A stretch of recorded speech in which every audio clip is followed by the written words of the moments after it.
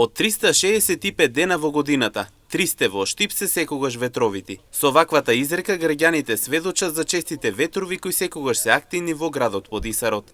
Велат дека покрај што се чести, тие знаат да носат се пред себе, па затоа ги именуваат како арогантни. Со своето сеќавање пред камерите на Емнет раскажуваат дека некогаш ветровите биле уште посилни и пострашни и кршеле дрвјата, бандерите, многу повеќе од сега. Да, има од времето има вакви ветрови и се многу, како ти кажам, малку и арогантни.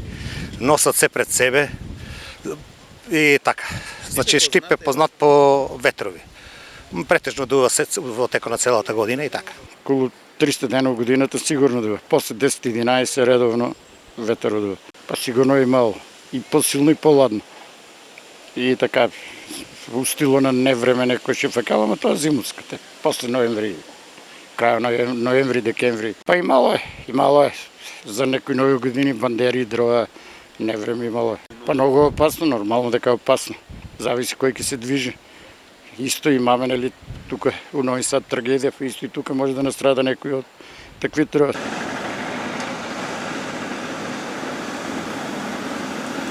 Повеќе и тоа 365 дена, 300 дена беа со ветер, да знаете. Сега ги се чеат тополите преку реката Брегалница и сега нема толку, сега некои денови само. Па има, сега зависи тоа.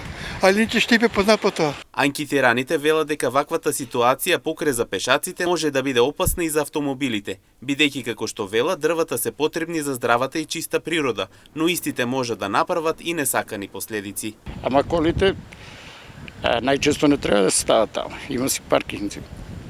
Ама некаде има паркинзи? Добро, има. Нормално.